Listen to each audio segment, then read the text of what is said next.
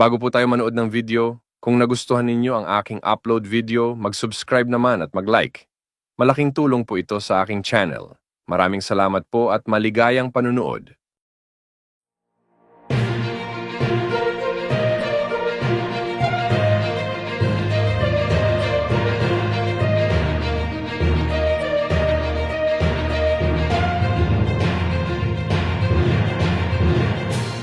Gusto ko pong maglingkod sa inyo ng ilang mga bagay na napapanahon sa ating panahon, sa panahong ito. Gusto ko po sanang bigyan kayo ng kaunting clue o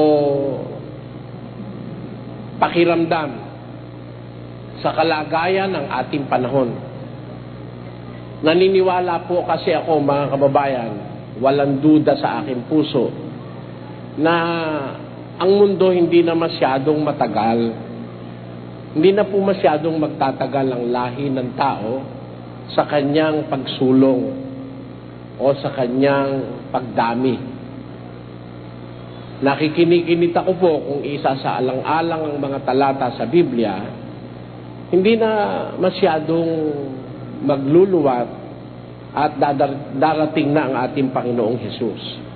At gusto ko po sa isang ganitong pagtitipon ay mabigyan ko po kayo ng kaukulang babala. Alam niyo po ang mga ngaral na nasa Biblia, karamihan sa kanila nagbabala. Meron silang daladalang mabuting balita, kaalinsabay naman nun ang babala. Hindi po kasi puro mabuti ang hinaharap ng sangkatauhan. At tayo po nasa isang panahon na hindi na po natin masasabi na we can live peacefully, prosperously in the days or the years to come. Ang totoo, di naman ako naniniwalang kahit pagkagaling-galing ni Erap mababawa-bawahan pa ang ating kahirapan Kung Biblia pag-uusapan. Pera na lang kung naniniwala kayo sa tao. Pero, kung kayo po ay papanig sa panig ng katotohanan, 17:5 ng Jeremias. Pakinggan niyo ang sinasabi ng kasulatan, mga kababayan. Ganito ang sabi ng Panginoon. O sino may sabi niyan? Sabi yan ng Panginoon as against sa sinasabi ng mga tao. Ano ang sabi ng Panginoon? Ganito ang sabi ng Panginoon. Sumpain ang tao na tumitiwala sa tao. Ayon. Ang sabi ng Panginoon, sumpain ang tao na tumitiwala sa tao. Pagka po ang pag-uusap ay sa pagitan ng Diyos at saka ng tao, kasumpa-sumpa yung tao na nagtitiwala sa tao.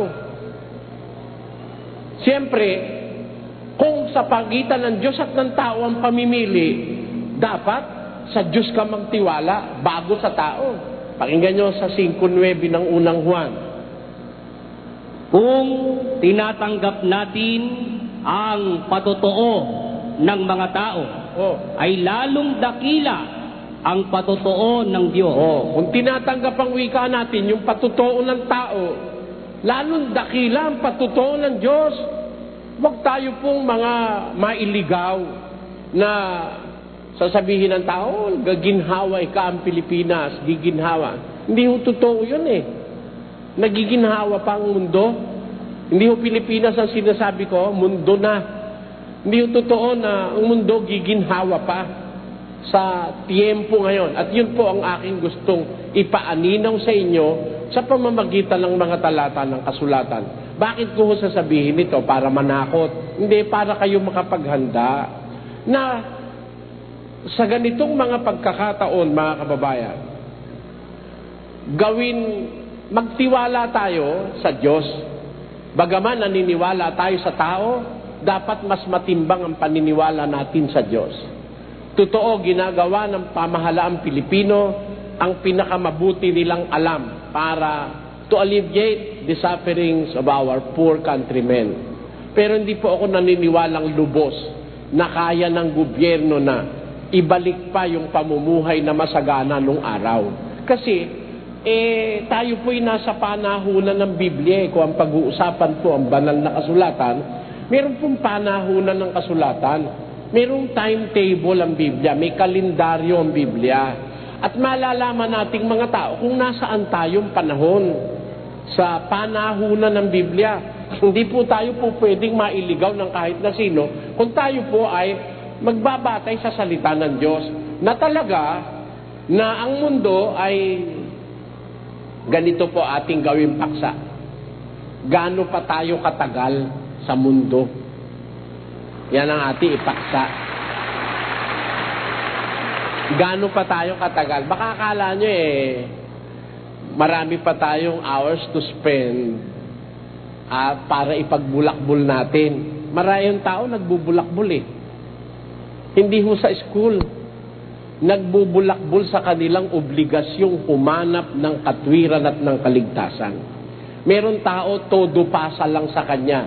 Kahit na yung relihiyon niya medyo delikado lagay niya, ayaw pa rin siyang umalis. Siguro, umaasa pa rin siya na magiging dapat siya sa Diyos doon sa kanyang mali-maling relihiyon.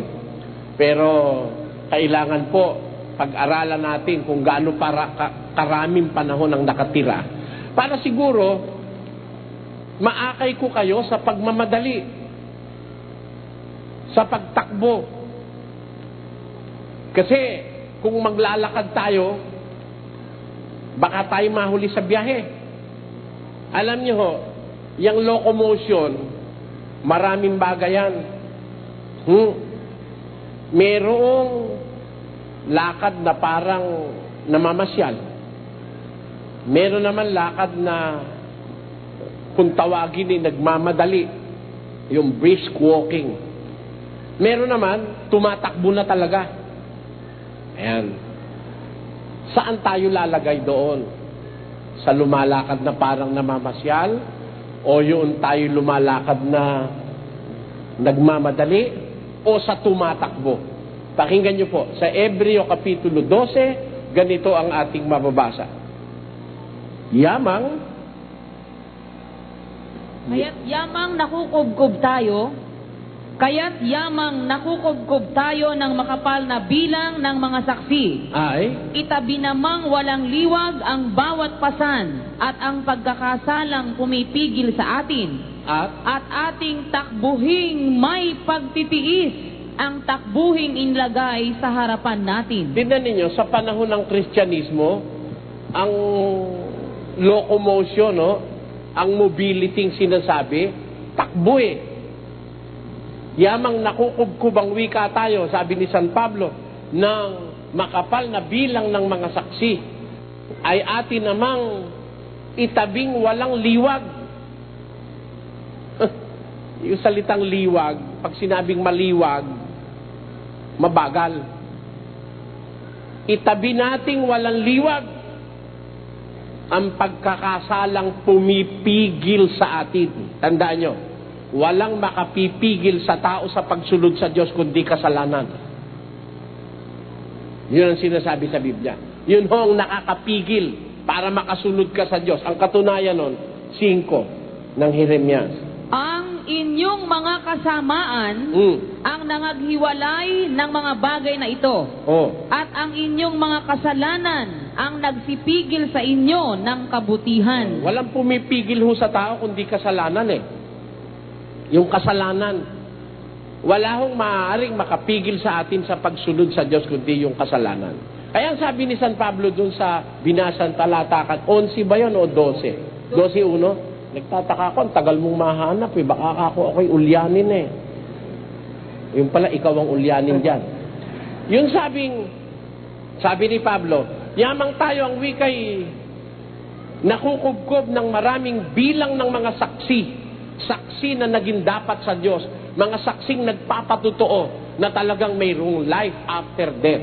Ang sabi ron, itabi nating walang liwag ang pagkakasalang pumipigil sa atin at takbuhin natin ang takbuhing inilagay sa harapan natin.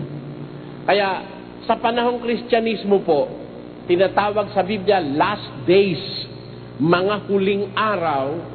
Ang ano ngayon ang ang movement, takbo. Hindi po pwede na ngayon namamasyal ka. Kailan ba tayo sasamba?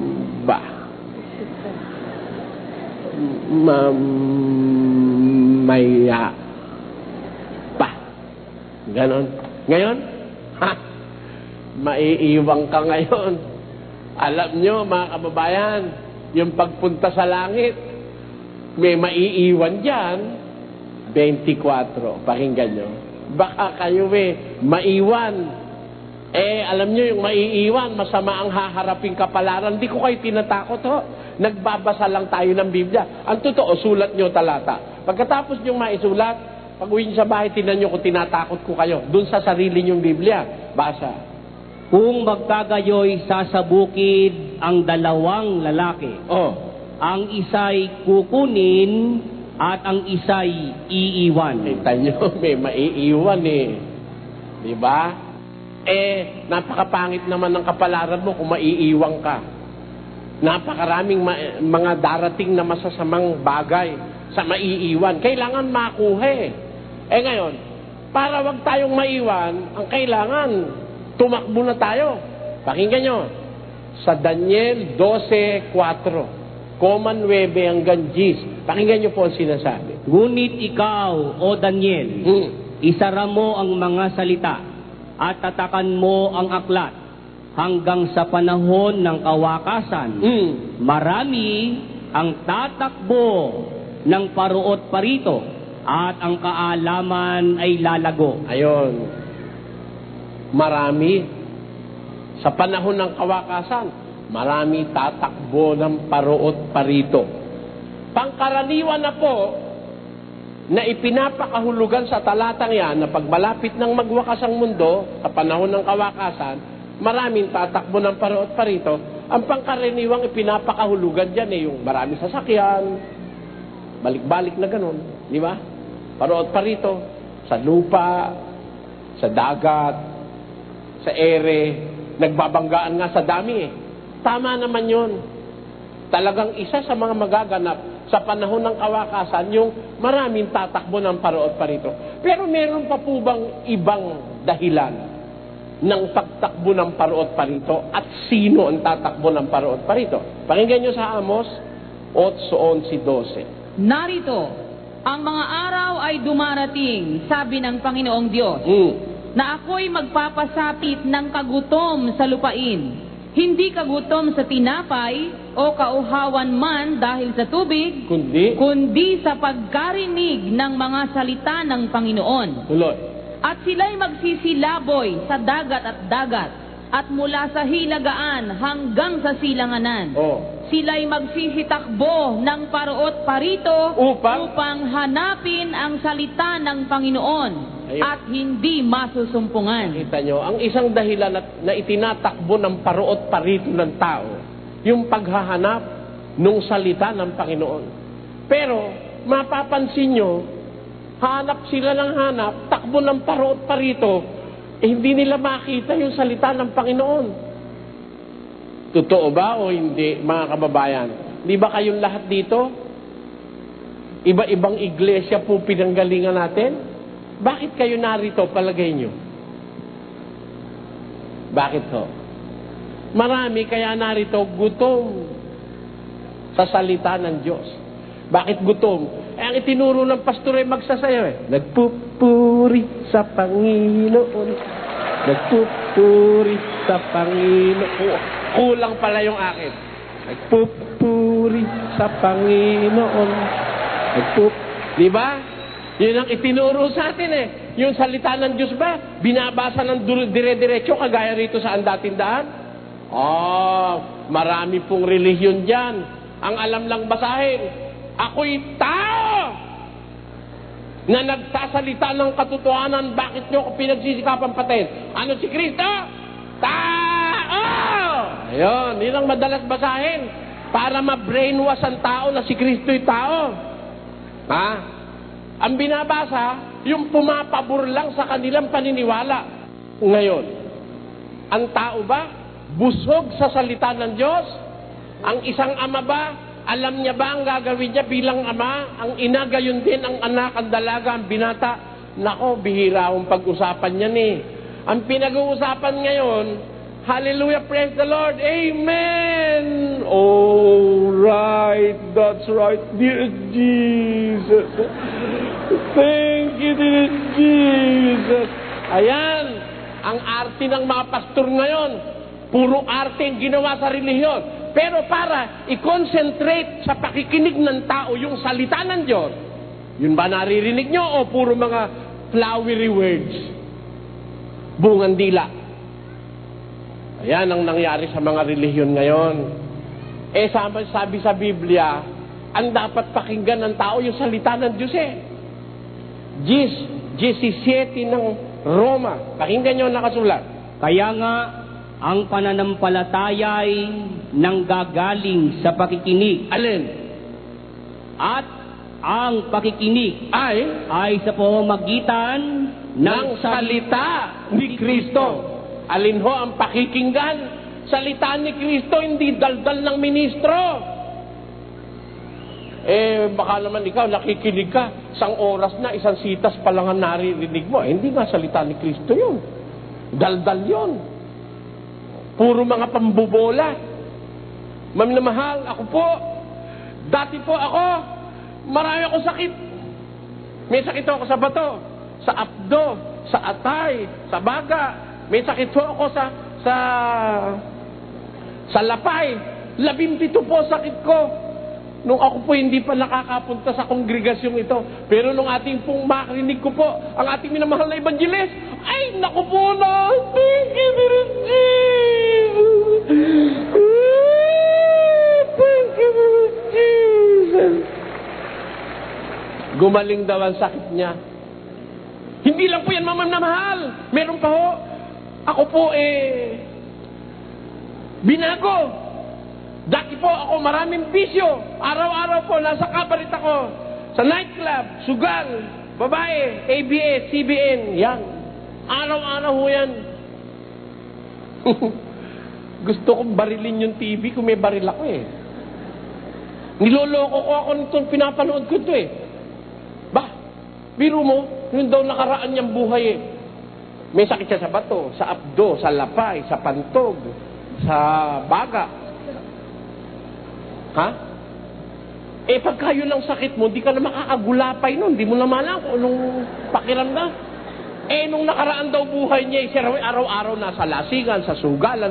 Paano ka makakapaglasing, disco, sugal, alak, babae, ABS, CBN, kung lahat ng organs mo may sakit? Pwede ka bang mag-disco nung... Pwede ba yun? Niloloko tayo.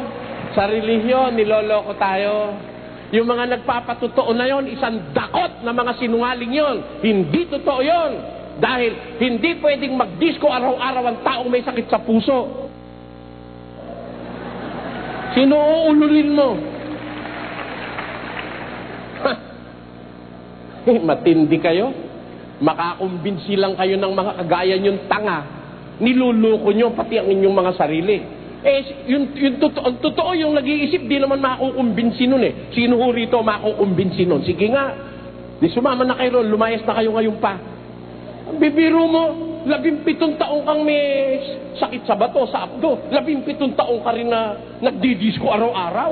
Nagsusugal pa. May himagas pang babae. Paano yun? Paano namang nangyayari yun? Hindi totoo yun.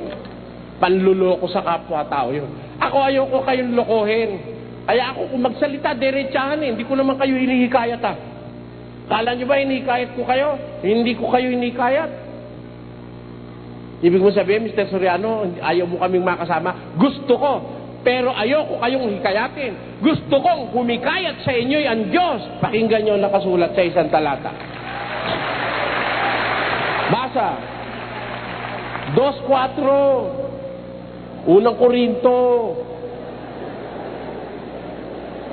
At ang aking pananalita at ang aking pangangaral ay hindi sa mga salitang panghikayat ng karunungan. Tenyo, sabi ni Pablo, ang aking pangangaral, ang aking pagsasalita, hindi sa salitang panghikayat ng karunungan. Bakit? Pakinggan nyo sa Galacia. 1. Sapagkat Ako bagay? ako bagay nanghihikayat ngayon sa mga tao O sa Diyos. O. O ako bagay Bagay nagsisikap na magbigay lugod sa mga tao. O. Kung ako'y magbibigay lugod pa sa mga tao, ay hindi ako magiging alipin ni Kristo. Ganyo, hindi nanghihikayat na pantao si Pablo. Ako bagay nagbibigay lugod sa tao o sa Diyos? Ha? Nagsisikap ba akong magbigay lugod sa tao o sa Diyos? Nanghihikayat ba ako sa tao o sa Diyos? Gusto ko, yun sasama sa akin, mahikayat ng Diyos sa pamamagitan ng kanyang salita. Pero kung hihikayatin ko dahil magaganda ako magsalita, walang gago, walang tarantado. Ha? Yun ay kang aming mga ngoral, di nagmumura. Lagi ang bukang bibigay ka nun. Hallelujah, praise the Lord. Amen. Amen. Hallelujah, praise the Lord. Hallelujah. Uutusan nyo, membro. Sumagot kayo. Ano isasagot nyo? Praise the Lord. Hallelujah. Ano sagot nyo? Ayun, ginago miyembro talaga. Ginago. Parang robot ang ginawa. Alam nyo, yung pagsigaw ng papuri sa Diyos, hindi idinidikta ng mga ngaral yun. It comes spontaneously from a heart that understands the goodwill of the Lord. Amen? Hindi idinidikta yun. Lahat magsabi, praise the Lord! Pagkabasa, babasa. Di bumasa na, pagkabasa. Lahat magsabi, praise the Lord!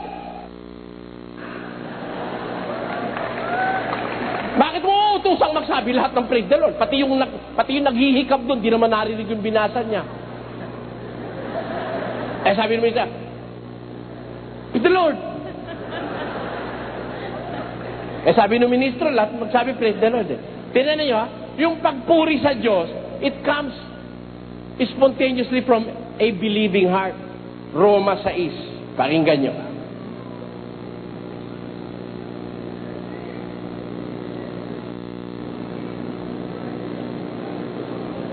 Ano ka?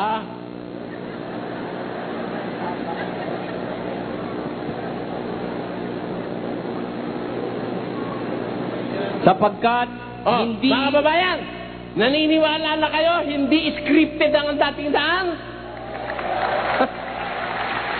Baka hindi nyo pa nakikita yung live namin pagtatanghal. O, walang script yan. Sigurado wala script. Ako, meron ako rito kapirasong papel, yung listahan ng mga bisita. Ayan. Ayan o. Wala script yan eh. Tenyo, hindi makita yung sitas. Sige.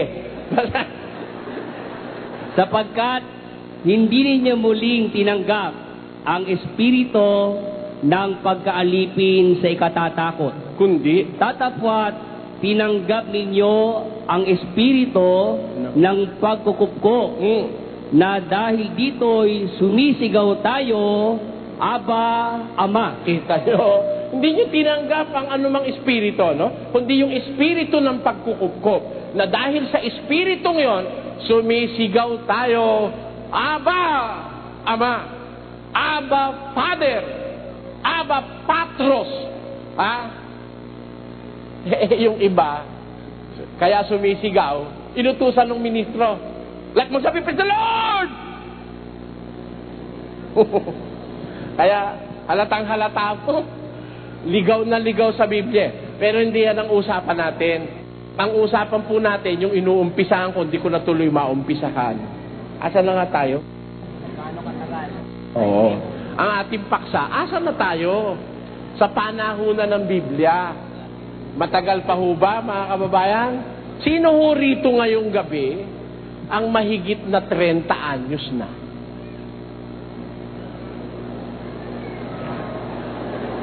Salamat po. Marami na. Alam nyo ba ngayon, 28 lang naninigas na? Ba, 28 inaatake na sa puso. Alam nyo kung bakit inaatake sa puso? High blood na.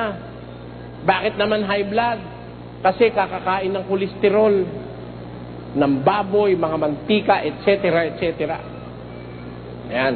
Yan pa naman ang usong pagkain ngayon, puro mantika. Chicken joy. Ha? Fried chicken. Di ba? Yan ang puro uso ngayon eh. Lahat ng mga fast food chains, puro ginagamitan ng mantika at tindar yan eh. Kaya tayo, madali tayo mamamatay. Palagay mo, 30 kayo ngayon,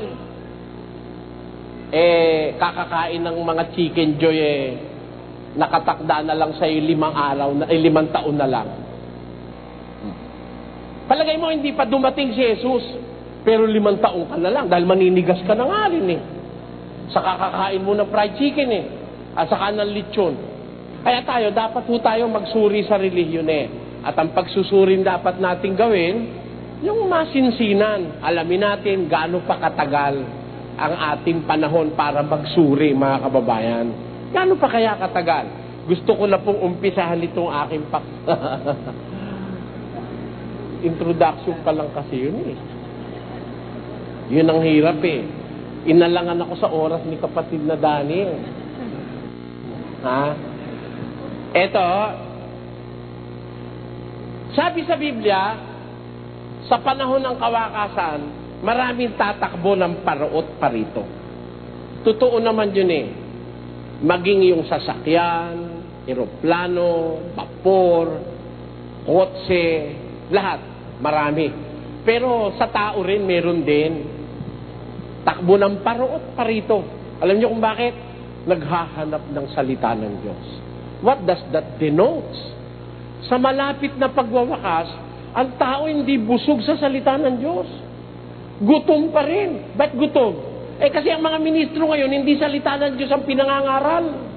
Alam niyo kung ano ang pinangangaral? Basa.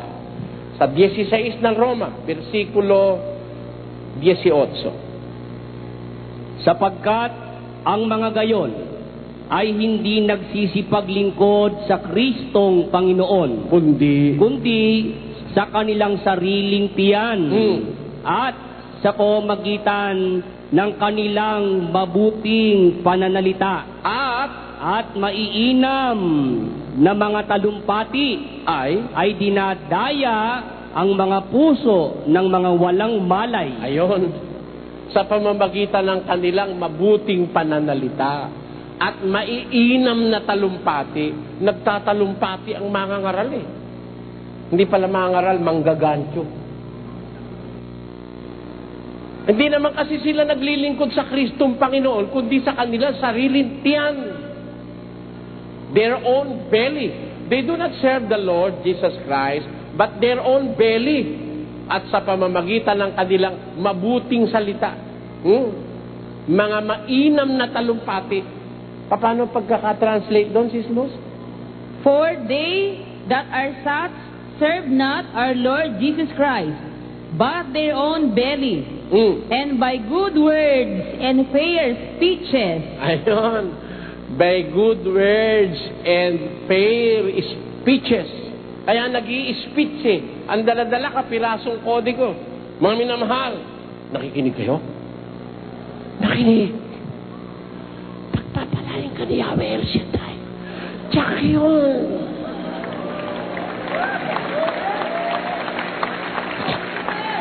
Ano ang dala? Biblia ba? Kodigo. Good words. Ha? Fair speeches. They are preparing their speeches para ang miyembro ay mapatibay. Hindi nga salita ng Diyos ang pinag-uusapan, sabi ko sa inyo. Kaya marami ngayong gutom. Maraming tao nagtatakbo ng paraot parito kung saan-saan napupuntang mga relihiyon. Naghahanap ng salita ng Diyos. Ngayon, what does that denote? Eto ngayon. Puntahan natin kung gaano pa tayo katagal. 24:3 ni Mateo. Ganito po ang maliwanag na sagot ng ating Panginoong Hesus nang tanungin siya ng mga alagad. Basa.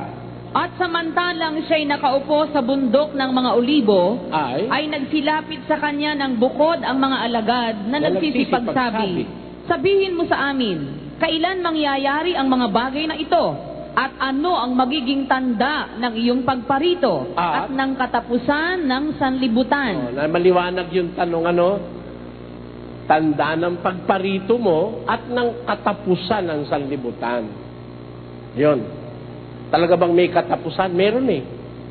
Sabi nga ni Jesus turo nyo sa kanila, 28 nga, kapatid Dawili, meron talagang katapusan eh. Basa. Na ituro ninyo sa kanila na kanilang ganapin ang lahat ng mga bagay na iniutos ko sa inyo. At narito, ako'y sumasa inyong palagi hanggang sa katapusan ng sanglibutan. Tanyo, hanggang sa katapusan. Meron talagang katapusan, ano? Kaya itinanong ng mga alagad, ano ba magiging tanda ng pagparito mo? At ng katapusan ng sanlibutan. Ano ang sagot ni Jesus? Basa. At sumagot si Jesus at sinabi sa kanila, mag-ingat kayo na huwag kayong mailigaw ni numan. Ayan. Yung mahingi ng tanda, kasagot-sagot, mag-ingat kayo, huwag kayong mailigaw. Pag malapit na palang matapos ang sanlibutan, maraming magliligaw. Bakit? 24.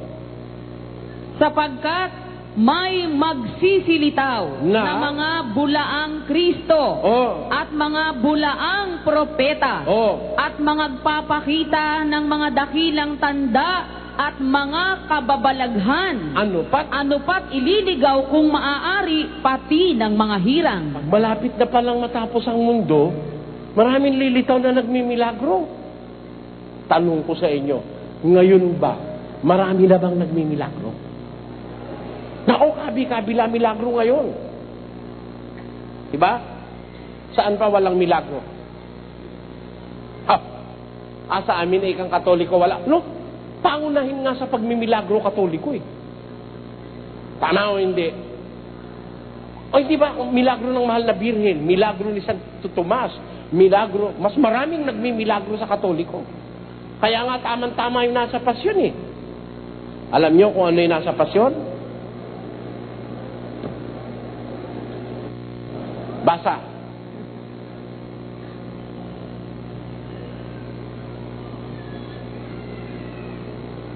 Lalo sa hayop na tanan. Bakit walang gitara?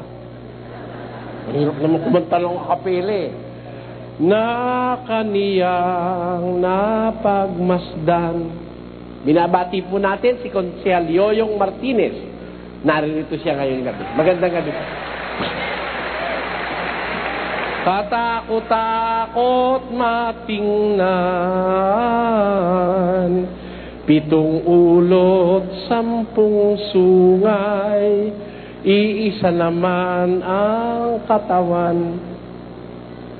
Doon na halimbawa, kapangyarihang dakila nitong malupit na diwa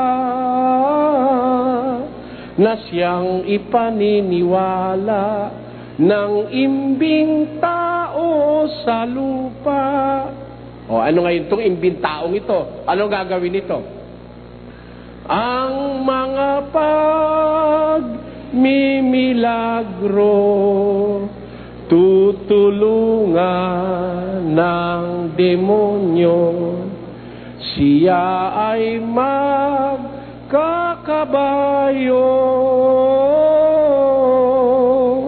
Ano pat sa buong mundo, maghahari itong lilo. Nakita nyo? May milagro wala?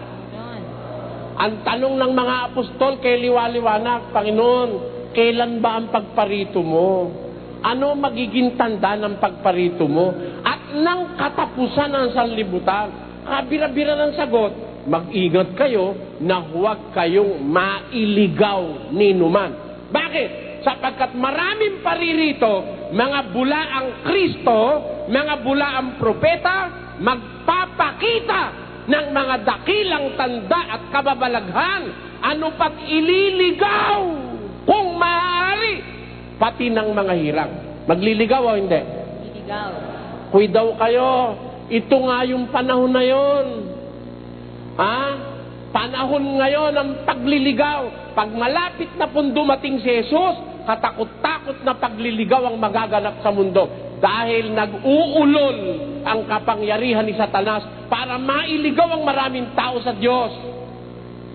Kaya ng pangunahing babalang ibinigay, mag-ingat kayo na huwag kayong mailigaw ni numan. Maraming dadating, bula ang Kristo, bula ang propeta, lilitaw, magliligaw. Kung maaari, pati hirang, ililigaw nila. Tuloy pa, ano pa sinasabi? At makakarinig kayo ng mga digmaan at mga alingaw-ngaw ng mga digmaan. Kanya, pag-aralan natin to salitang ito, makakarinig kayo. Yung mga taong kinakausap niya, yung kanyang mga lingkod. Kasi yung mga sinulat sa Biblia, bagaman ito sinabi sa mga apostol, meron talagang katutuparan nito sa tamang panahon eh. Ayun ba mga apostol lang makakarinig nun? Panahon ng katapusan, wala na sila eh. Makakarinig pa ba sila ngayon? Patay na sila, di ba? Di ba? Yung sinasabi nito, makakarinig kayo, ang tinutukoy, yung mga tao na kagaganapan nung panahon na yun. Did you get that? Sabi, makakarinig kayo ng mga digmaan at alingaw-ngaw ng mga digmaan. Kailang panahon taman-tama ang hulang yan? Hindi naman dun sa mga apostol yan eh. Mga digmaan ang sinasabi dyan eh. Alingaw-ngaw ng mga digmaan. Makakarinig kayo. Hindi ko mo sa mga apostol sinabi, sila na mismo makakarinig. Kagaya nito papakitaan ko kayo ng kaparehong hula. Ikalawang Timoteo 3:1, kapatid na Willie. Datapot alamin mo ito na sa mga huling araw ay darating ang mga panahong mapanganib sapagkat ang mga tao'y magiging maibigin sa kanilang sarili. Sino po nagsasalita rito? Si San Pablo. Sino kausap? Si Timoteo, na kasama niyang ministro nung una. Sabi niya kay Timoteo, alamin mo ito na sa mga huling araw darating ang panahong mapanganib. Ang tinutukoy ba ni Pablo yung panahon niya o yung panahon natin? Yung panahon natin. Mga huling araw darating ang panahong mapanganib. Kaya alamin mo ito. Kanino sinabing alamin? Di ba kay Timoteo? Pero tanong, malalaman pa ba ni Timoteo yun? Hindi na. Therefore, may kinakausap siya sa hula na kumakatawan kay Timoteo, pero hindi yung personal ni Timoteo. Darating yung panahon, merong gaya ni Timoteo makakaalam na sa mga huling araw, darating yung panahong mapanganib. Sapagkat ang tao magiging maibigin sa pera. Kaya halatang halata, pati mga ministro ngayon mukhang pera karamihan eh. Palagay nyo ba, paliligtasin nila yung daming tao na yan? Maglalagay ng offering box yan dyan. At mga sobre, bago pagpasok mo dyan, bigyan ka na ng sobre. Kayo ho ba, may natanggap ba kayong sobre? Wala niyan, titiwalag ko pagka nanghingi ng sobre yung mga pagnagbigayan. Hindi ho totoong dapat na yung pangangaral ng ebanghelyong kagaya nito, mahaluan ng pakinabang. Dapat dito, sakripisyo. Malaking sakripisyo ito, kala nyo? Yun lang Biblia pinabigay namin, kayamanan na ng mahirap yun eh. 500 copies yun. Malaki-laking pera yun, mga kababayan. Hindi naman namin isinusumba to. Pinakikita lang namin sa inyo na ang pangangaral ng ebanghelyo hindi dapat negosyohin. O ngayon, asa na kasi tayo? Si Timoteo. Oo, si Timoteo. Darating ang panahong mapanganib. Malalaman niya ni Timoteo. Sino? Yung Timoteo yung kausap ni Pablo? O yung Timoteo sa panahon ng kawakasan? Yung Timoteo sa panahon ng kawakasan. Mayroong kakatawan doon. Ngayon ang sabi, yung sinabi ng Panginoong Hesus kanina sa Mateo 24, makakarinig ang wika kayo ng mga digmaan, ng mga alingaw-ngaw ng mga digmaan. Kailang panahon yan? Sa mga apostol, hindi naman na magaganap ng ano yan eh. May correction pa rito. Yoyong konsehal, yoyong martires. Ayon. Bago nga kayo mag-abot ng papel, siguraduhin nyo nga muna. Nako, hirap dyan Salamat po kay konsehal. Ngayon, yung sinasabi sa Biblia na makakarinig ng alingaw-ngaw ng mga digmaan, alam nyo, sa ating panahon, totoong-totoo. Di ba? May gera sa Iraq. May gera sa Iran. Mga digmaan eh. May gera sa Yugoslavia. Ngayon, mayroon namang gera sa Kosovo. Ano? Ay, iba-ibang panig ng mundo. At naririnig naman talaga, alingaw-ngaw, maalingaw-ngaw. Ano ibig sabihin maalingaw-ngaw? Aba, pagka ibinalita doon sa Amerika eh, umaalingaw-ngaw sa buong mundo eh, via satellite. Umaalingaw-ngaw o hindi? Umaalingaw-ngaw. Buong mundo nararating ng alingaw-ngaw ng mga digmaan, di ba? Tama-tama sinabi ni Jesus eh, makakarinig kayo. Sino yung kayo? Tayo yun. Tayong mga tao sa panahong ito kinatutuparan. Makakarinig kayo ng mga digmaan at alingaw-ngaw ng mga digmaan. Ingatan ninyo. Ingatan ninyo na huwag kayong magulumihanan sapagkat kinakailangang ito'y mangyari. Datapwat hindi pa ang wakas. O, kita mo, hindi pa wakas. Mangyayari muna yung mga digma-digmaan na yan, pero hindi pa yan ang wakas. Kaya huwag kayo maniniwala doon sa nagsasabi sa TV, Ma'am na mahal, initam na mag-rapture. Na mahal, initam na mag-rapture. Kaya, ibenta ninyo ang mga pag-aari nyo. Bigay nyo ang kalahati sa ministry. Benta na ninyo, dalian nyo ang bentahan. Ma'am na mahal, initam na mag-rapture. Hindi ko maintindihan nung una eh. Ginawa ko, hininaan ko. Saka ako pina-play ng yung bateryang yung gamit na mga minamahal. Anytime now mag-rapture.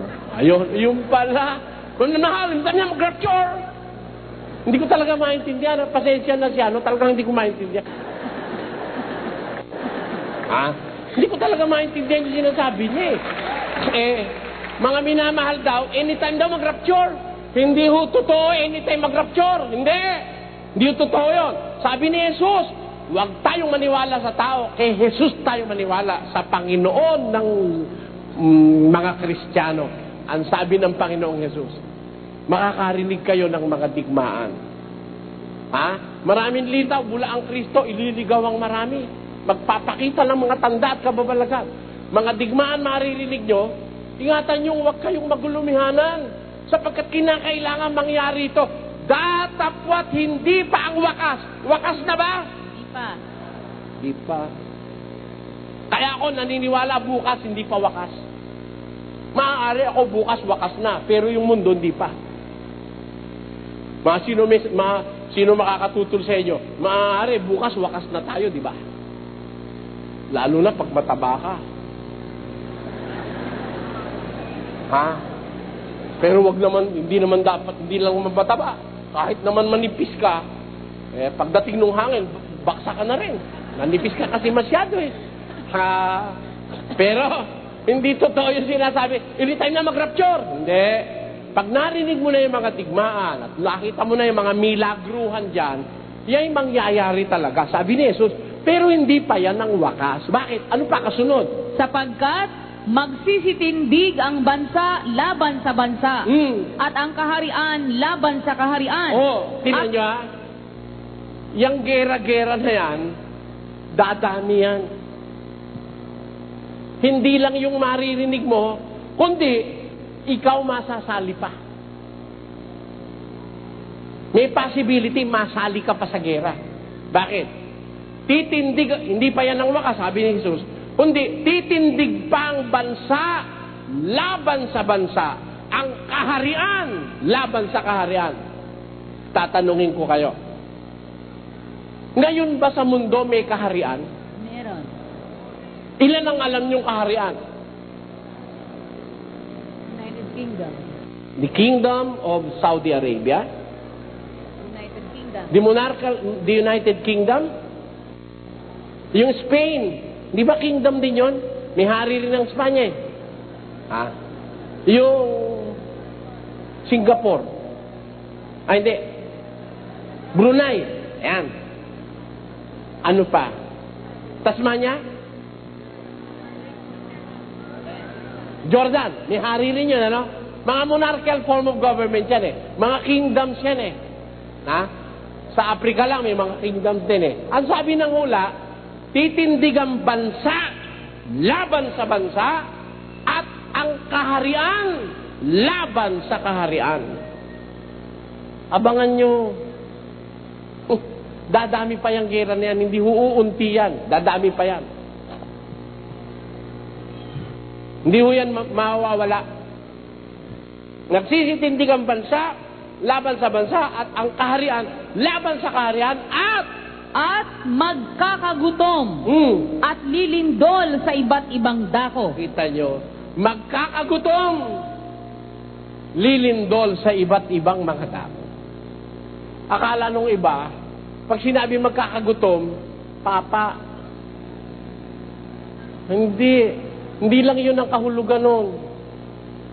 Mayroong pagkakagutom na darating sa mundo sa pagkarinig ng salita ng Diyos. Biro mo, ngayon halos kahit saan ipinangangaral daw ang Biblia, pero may hulang magkakagutom sa iba't ibang mga dako. Alam nyo kung bakit magkakaroon ng kagutom? Kung ano magti-trigger nun? Kagutom sa pagkain, kagutom sa tinapay, kagutom sa inumin, hindi lang yon. Magkakagutom din sa salita ng Diyos. Alam nyo kung bakit ito magkakagutom sa iba't ibang mga dako? Siyempre, pagka meron ng mga iba't ibang kaguluhan, yung mga mangangaral na nangangaral lang dahil sa pera, wala na silang pakikinabangin nun eh. Magtatago na yung mga yon. Kaya magugutom ang maraming mga tao, hindi lang sa tinapay, hindi lang sa tubig, kundi sa pagkarinig ng salita ng Panginoon. Magkakagutom sa iba't ibang mga dako. Kasi kung kagutom sa pagkain lang, may kukontrang hula ron eh. 17 ng Lucas. Kung kagutom lang sa pagkain, bago dumating si Kristo, may ganitong mangyayari. At kung paano ang nangyari sa mga kaarawan ni Noe, ay gayon din naman ang mangyayari sa mga kaarawan ng anak ng tao. Ano mangyayari? Sila'y nagsisikain. Sila'y nagsisiinom. Ayun. Kung paano yung nangyari kay Noe bago magwakas ang mundo, ganun din ang mangyayari sa panahon ng ating Panginoong Hesus.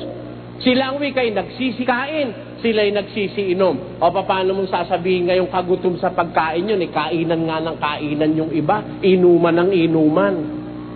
Di ba? Kaya yung salita ni Jesus, lilindol, magkakagutom sa iba't ibang dako, it doesn't necessarily mean na ang pagkakagutom sa pagkain lang.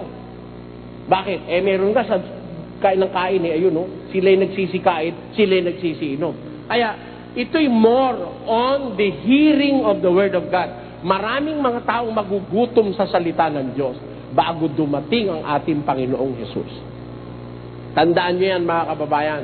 Kaya nga ngayon nagugutom ang marami. Alam niyo kung ba't nagugutom ang marami?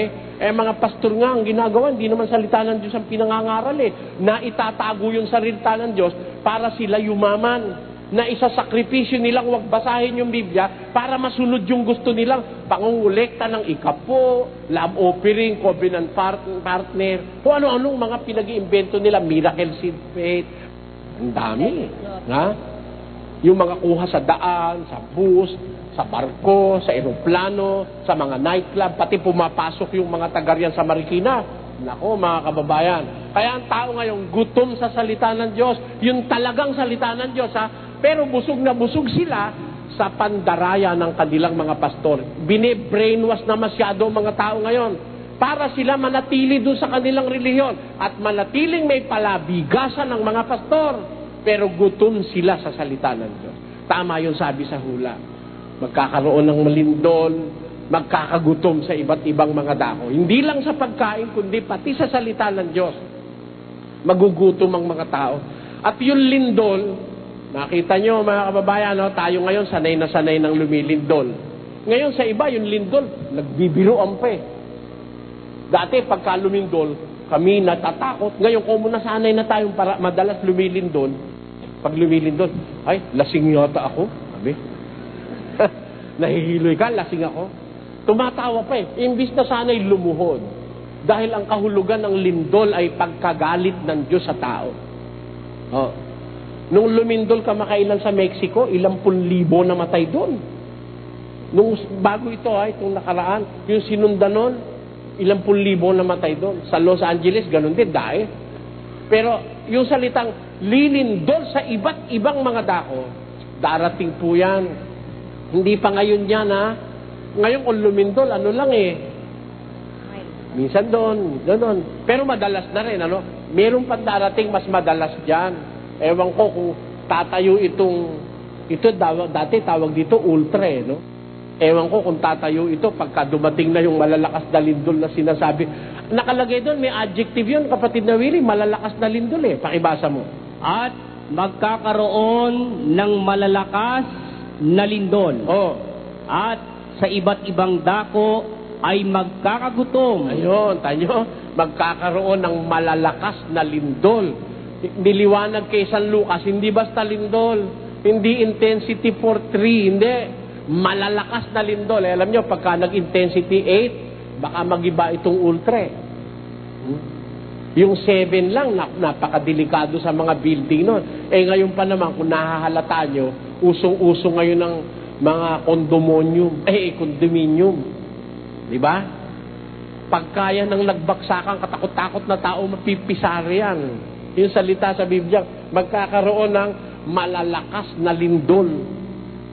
Ang tao ngayon, kung magtayo ng building, pagkatataas, naku, pagkaya ni humalog ng husto.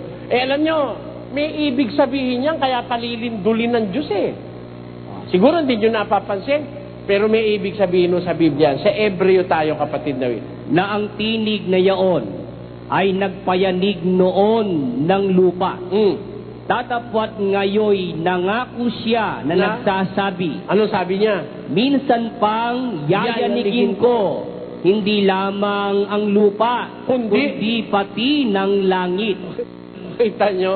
Kaya sabi ko, yung diksyonaryo ni Webster, kulang eh. Kulang. Sa diksyonaryo ni Webster, may earthquake. Sa Biblia, may heavenquake. Sabi ng Diyos, nangako siya, minsan pa yayanigin ko, hindi lamang ang lupa, kundi pati ng langit. Ano ibig sabihin? At itong salita, minsan pa ay pinakakahuluganan ng pag-aalis niyaong mga bagay na niyanig. Gaya ng mga bagay na ginawa upang mamalagi ang mga hindi niyanig. Kita nyo, pati pala yung langit, yayanigin ng Diyos yan eh. Para i-imply, it means, lahat ng niyanig, aalisin niya, papalitan niyang bago. Kaya nga nung makita ni San Juan sa Apokalipsis, may isang bagong langit, may isang bagong lupa. Kasi pati yung langit na nakikita natin, yayanigin ng Diyos yan eh. Sabi ni Jesus, mangangatal ang mga kapangyarihan sa langit. Pati mga anghel at mga kirubin. Sa mangyayari na yan sa pagdating ng wakas.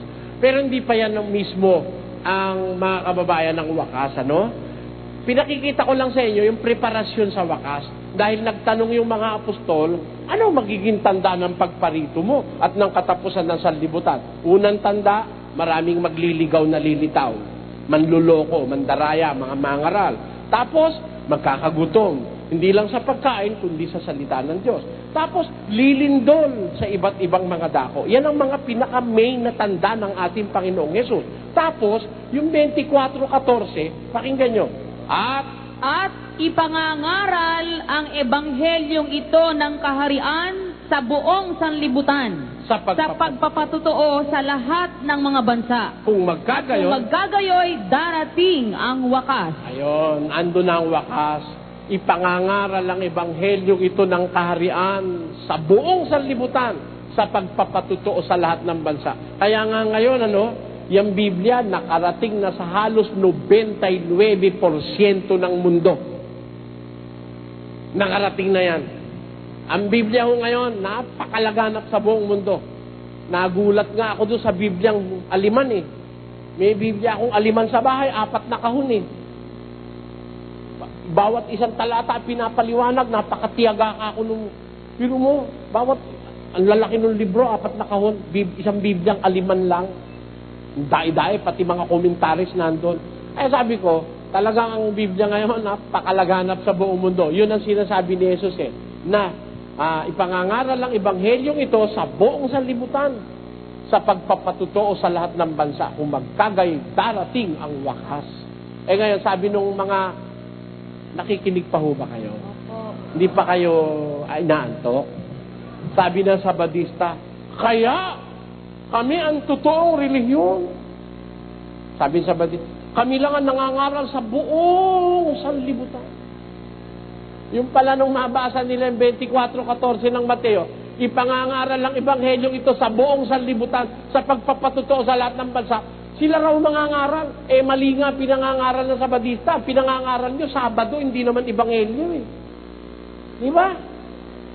Titulong-titulo pa lang nyo, Sabado na nga agad ang tumbok eh. Seventh Day Adventist. O paano ebanghelyo eh? Seventh Day yan. Ang sabi ng hula, ipangangaral ang ebanghelyong ito sa buong sanlibutan. Sino mangangaral? Sino? Isang relihiyon o isang grupo? Tingnan nyo kung sino mangangaral. Basa. Sa isang talata ng 2 Tesalonika, ganito po ang ating mababasa.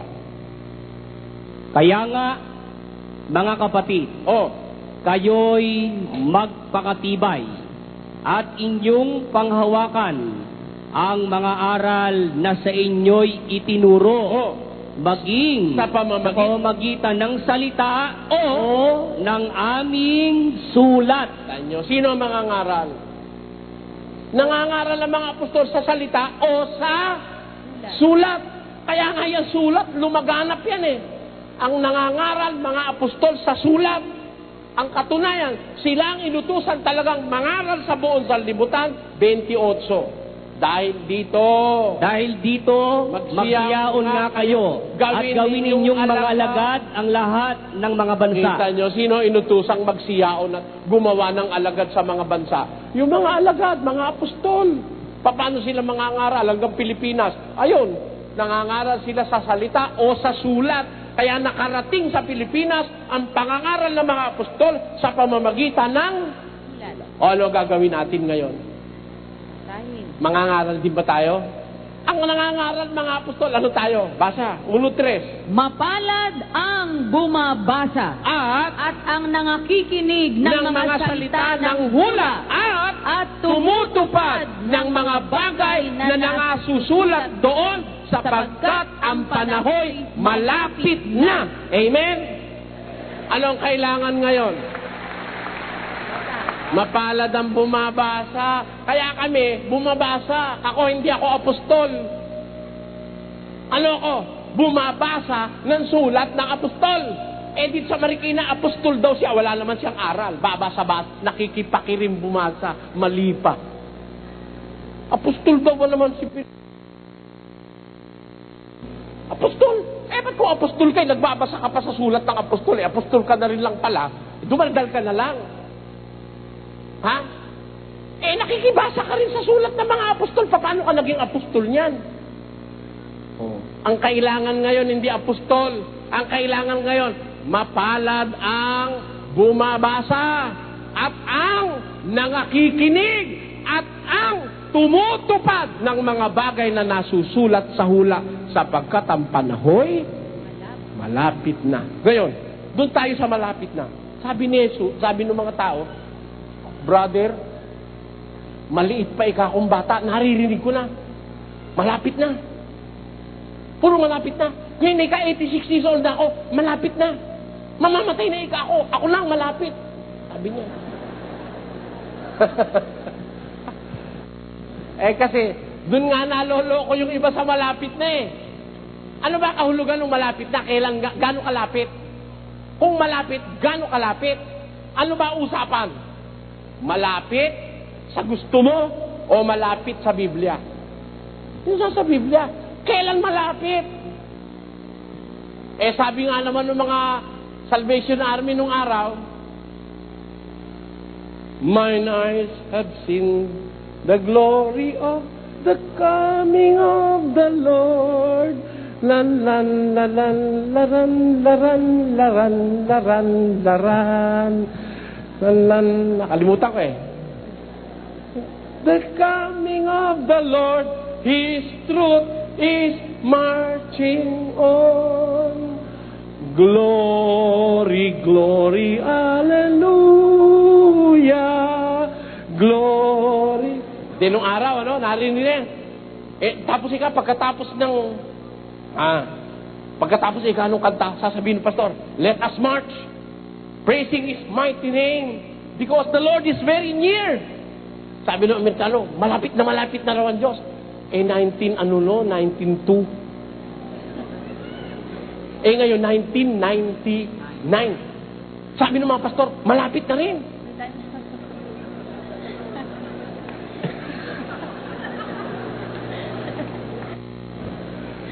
Sabi nga ni nandyan na lang sa may bundok Banahaw eh. Sabi naman nung isa, initayin lang mag-rapture. Kahit anong oras daw kayo Teka muna, alamin natin sa Biblia, kailan ba yung malapit? Kailan yung malapit? Basa. Pakinggan nyo 24, 21, 22 ni Mateo. Sapagkat kung magkagayoy, magkakaroon ng malaking kapighatian. Meron pa pala tayong hindi nababase. Magkakaroon pa pala. Pagkatapos ng mga lindol, mga kagutom, magkakaroon pa ng malaking kapighatian na ang gayoy di pa nangyayari buhat sa pasimulan ng sanglibutan hanggang ngayon at ni hindi na mangyayari kailanman. Kita nyo, yung kapighatian, pag dumating na yon, minsan lang mangyayari yun, di na maulit yun. Yung Great Tribulation, yung malaking kapighatian o kahirapan sa tao. Minsan lang mangyayari, di na maulit. Bakit? Sapagkat datapwat karak-arakang pagkatapos ng kapighatian sa mga araw na yaon ay magdidilim ang araw at ang buwan ay hindi magbibigay ng kanyang liwanag at mga lalaglag ang mga bituin mula sa langit at magsisipangatal ang mga kapangyarihan sa mga langit at kung magkagayoy lilitaw ang tanda ng anak ng tao sa langit. Ayun na si Kristo. Pagkatapos ang wika ng kapighatian sa araw na iyon, pagkatapos, lilitaw na si Kristo. Didilim na ang araw, ang buwan magiging kulay dugo, dilitaw na ang tanda ng anak ng tao. Kasi pag nando na yung kapighatian, mga kababayan, pag nagaganap na yung matinding kahirapan, tandaan nyo ito, mayroon pang isang hindi tayo nakikita, yung malaking kapighatian. Nakita na natin ang mga lindol, mga digmaan, mga kagutom. Nangyayari na lahat yan, pero meron pa isa, yung malaking kapighatian. Pagkatapos ng kapighatian na yon, dadating na si Jesus. Kasi pagdating nun, paiiksiin na ng Diyos ang araw 24. At malibang paikliin ang mga araw na yaon, ay walang lamang makaliligtas. Tatapwat dahil sa mga hirang ay paiikliin ang mga araw na yaon. Mga araw na lang yun Bibilangin mo araw na lang Pagdating nung matinding kapighatian, hindi na masyadong matagal, araw na lang. Paiikliin ng Diyos ang mga araw na yaon dahil sa mga hirang. Kasi baka kung masyado namang mahirapan, pati itong mga hirang, mawalan na ng pag-asa, mapahamak na. Dahil sa mga hirang, paiikliin niya ang mga araw na yaon ng kapighatian. Talong tayo. Pagka naganap na yung kapighatian na yon, gano'n na lang katagal? Pakinggan nyo 24. Sa puno ng igos nga ay pag-aralan ninyo ang kanyang talinghaga. Meron talinghaga si Kristo sa puno ng higos. Anong talinghaga? Pagka nananariwa ang kanyang sanga at sumusupling ang mga dahon, ay nalalaman ninyo na malapit na ang tag-araw. Doon pala sa Israel, yung puno ng higos, pagka nananariwa na yung sanga, sumusupling na yung dahon, malapit na tag-araw. Alam nyo naman yung season Kung minsan 3 months lang yung season, di ba? From winter to summer to fall, etc. Ang pagitan lang yan, mga 3 months. Sa Israel, there are 4 seasons in Israel. 1 year is divided by 2 into 4, 3 lang, The most is 3. Pag nakita nyo na ikana yung puno ng higos, umuusbong na yung kanyang sanga, nananariwa na, sumusupling na yung kanyang dahon, malapit na tag-araw nun. Gaano kalapit ang tag-araw? Ilang buwan na lang, tag-araw na. Ano ibig sabihin? Gayon din naman kayo, pagka nangakita ninyo ang lahat ng mga bagay na ito, ay talastasin ninyo na siya'y malapit na. Ayun. Kailan malapit? 1902 pa, malapit na. Hanggang ngayon, wala pa. Naiinip na tuloy yung iba. 1843 pa nga lang, hinulaan na ni Miller ng Sabadiste. 1843, maghuhukom na. Sa saksi niyo ba naman, 1913, maghuhukom na. Tapos inilipat ng 1918, malapit na raw. Nakalagpas na 1918, hanggang ngayon wala pa eh. Kasi misleading ang paliwanag, nai-mislead ang tao. Ang sabi ni Jesus, gayon din naman kayo, pag nakikita nyo na ang puno ng higos, umuusbong na yung sanga, sumusupling na ang dahon, malapit na tag-araw. Gayon din naman kayo, pag nakita nyo na lahat ang mga bagay na ito, siya'y malapit na. Kailan malapit? Pag nakita ng lahat. Tanong, nakita na ba natin lahat? Ilan pa natitira? Isa pa. Andyan ang digma, lindol, kagutom, etc., etc., gera. Isa na lang natitira, yung malaking kapighatian. Pag nakita nyo na yon, hindi na magtatagal yon. Gaya nung pag-usbong ng dahon ng puno ng higos, hindi na malapit sa tag-araw. Buwan na lang ang bibilangin mo. Mga araw na lang ang bibilangin mo. Gayon din naman kayo. Pag nakita nyo na lahat ng bagay na ito, talastasin nyo, siya'y malapit na. Kailan malapit? Kung makita ng lahat yun. Tanungin ko kayo mga kababayan, maghuhukom na ba bukas? Sa isang linggo? Sa isang buwan? Sa isang taon? Hindi kayo kasi siguro pagka isang taon na. Hindi mo kasi natitiyak ang mangyayari sa isang taon. Maaaring dumating ang kapigatian sa isang taon. Hindi lang tayo naniniwala na sa isang linggo darating yon, o sa isang buwan, o sa 6 na buwan. Pero may posibilidad na sa isang tao'y dumating yung kapigatian at pagdating nun, konti na lang ang bibilangin mo. Kaya malapit na. Kailan siya malapit? Kailan? Pagkatapos ng kapighatian sa mga araw na yun. Therefore, yung sinabi ng mga pastor ng born again nung araw pa na malapit na, tama o mali? Mali, hindi pa malapit. Ngayon nga, hindi pa malapit eh. Wala pa kapigatian eh. O ngayon, baka magbulakbul kayo. Dahil sabi, ikaw ni kapatid na Soriano eh, hindi pa raw siya malapit eh. Baka magbulakbul kayo dahil sabihin nyo sa akin, wala pa namang kapigatian. Hihintayin nyo yung kapigatian, hindi na kayo makakaanib nun. Hindi na. Paano ka pa-aanib kung napipighati ka na? Baka nga magalit ka pa sa amin eh. O saka na halimbawa naman, sa panahon na ng kapigatian, naghihingalo na tayo sa hirap. Saka mo ko yayain kapatid na Soriano, halika, mag-exposition tayo sa Pasig. Ay, nako, kakoyo ko na. Wala na oras. Ay, paano pa tayo nun? Kaya, kayo na ang bahalang humusga, mag-isip kung gaano kalapit. Isa na lang po hinihintay natin, yung malaking kapigatian. Hindi ho napakalayo nun. Kaya nga nung tanungin ako lumisan, gano'n na ba katagal pa yun, Brother Eli? Abutin pa kaya tayo 20 years? Ay, sabi ko, swerte ka lang ako kung abutin ka pa ng 15, 10, o 7 taon. Sabi ko eh. Hindi ko lang sinigurong isang petsa, no? Pero palagay ko wala ng 20. Wala na rin 15. Palagay ko wala na rin 10.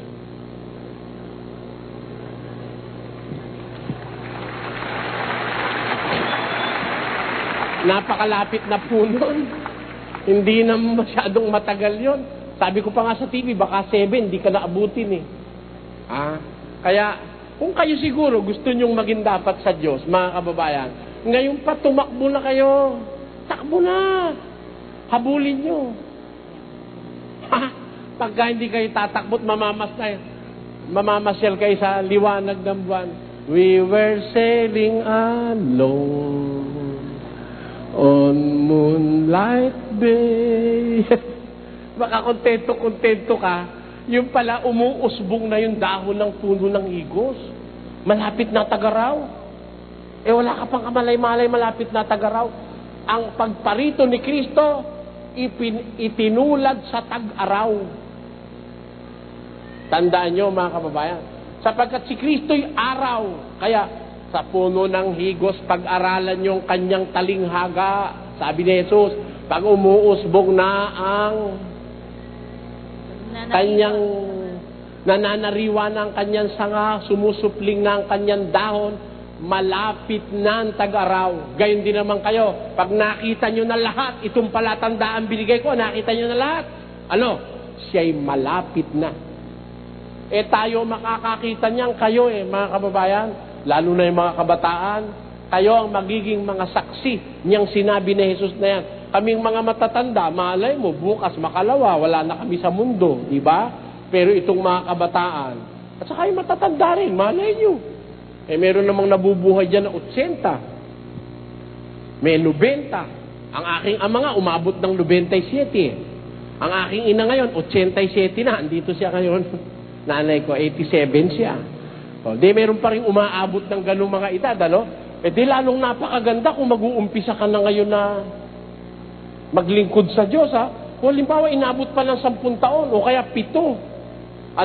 Naglingkod ka sa Diyos, konting-konti na lang. Ilang taon na ho ang pinakamatanda rito? Meron na ho ba rito 80 anyos?